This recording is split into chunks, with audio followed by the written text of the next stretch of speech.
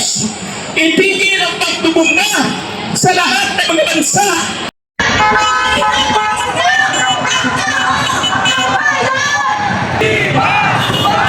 All the regulation lang!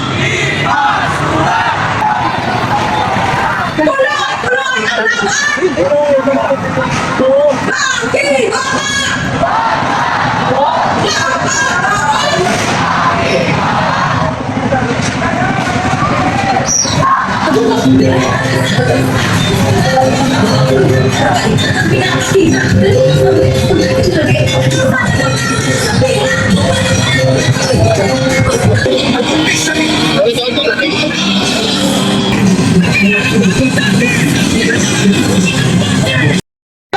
Sa sinagbayan, sa kanilang paunang pagtatanghal, pagdating natin dito sa harap ng tarangkahan ng Mendiola.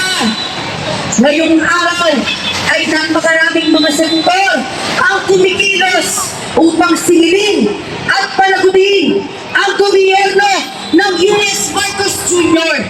Narinig naman natin sa kanilang pagtatanghal, hindi tipigilan ng mamamayang Pilipino ang ating tuloy-tuloy na paniningin na walang ibang ginawa kundi magtibig balikat sa krisis na kinakaharap natin simula nang nangyari ang tuloy-tuloy na pagtaas ng presyo ng langis.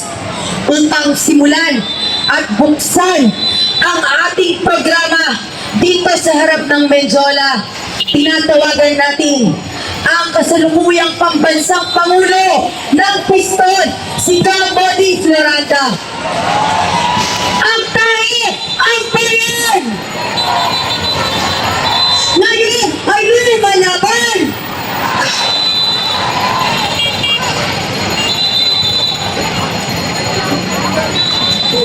Magandang araw, mga kasama! Kaya pa ba natin?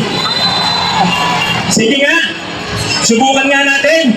Kapag tumaas ang presyo ng langis, anong sagot ng mamamayan at driver? Mahina na napagod kayo, hindi mo mula welcome? Anong sagot ng mga driver? Kapag tumaas ang presyo ng langis? Anong sagot ng mamamayan? Kapag tumaas ang presyo ng langis? Mga kasama, ngayong araw at mula ng Marso 19 hanggang sa kasalukuyan ay pantalawa na wega ng mga driver at operator at ng mamamayan na hindi tumigil at hindi nagpatigil sa nabalang aksyon ng gobyerno sa sabihin ng pagtaas ng presyo ng petrolyo.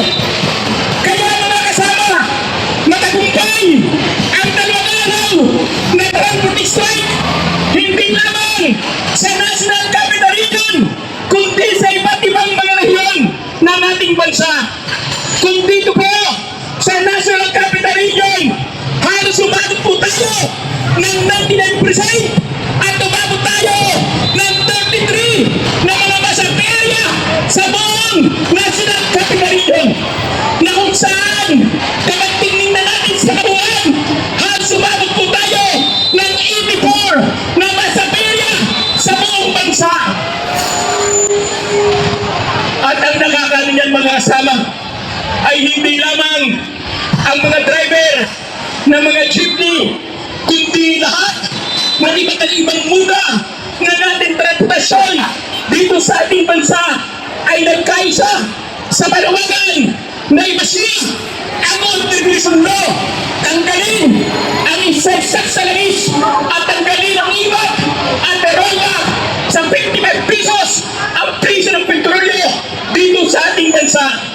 Kaya mahalaga mga kasama, ang labang ito ay hindi lamang ngayon, kundi sa mga susunod na mga araw hanggat hindi nagigilig yung dumi sa loob ng Malacanang ay hindi tigil ang pagkikipaka ng mga driver, mga operator at ng mamamayang Pilipino. Ganyan tayo mga kasama. Dahil ang sinasabi natin, kung talaga ang sinasabi ng gobyerno, dapat hindi pabayaan ang pagtaas ng presyo ng petrolyo industrial ang malampayan ng Petron, ibalik sa kontrol ng gobyerno para tayo nagdidesisyon.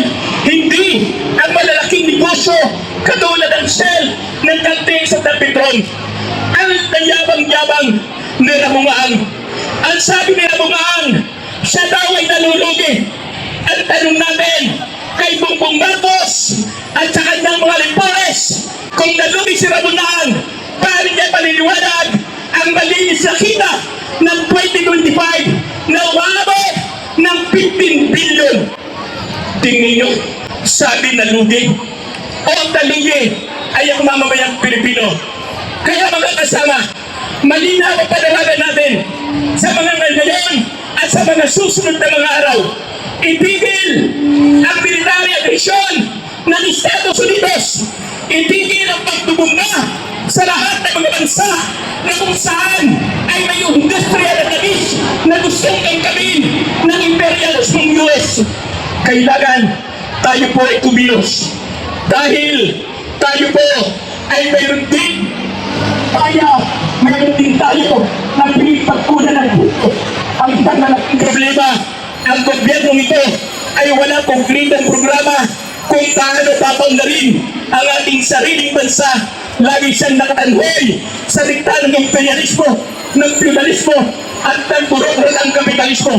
Tandaan po natin, ang gobyerno hanggang patuloy na nangungapit sa dikta ng imperialismo, kailanman ay hindi uunlad ang pangikinumiyang kalagayan ng ating mamamayan. Hanggat ang Estado poder sa ilalim ng burokrat ng kapitalismo ay hindi nagsisilbi para sa interes ng mamamayan, kailanman ay hindi aangat ang pangikinumiyang kalagayan ng ating bansa. Kaya mga kasama, mula po sa pangkalahatan o sa pagkakaisa ng mga driver at operator at NUTO coalition laban sa patuloy na pagtaas ng presyo ng petrolyo, manindigan po tayo, maghanda tayo sa susunod na mga araw na ilulusan natin ang protesta at huelga, hindi lamang dito sa National Capital Region, kundi sa buong bansa.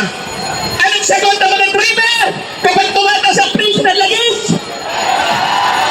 Anong sagot ng mamamayan kapag tumataas ang presyo ng langis? At kakibat yan, ang panawagan natin ay nakabubuhay na sahod sapat sa family living wage na 1,200 pesos at sapat na kita ng mga driver at operator para sa kanyang pamilya. Oil Obligation Law!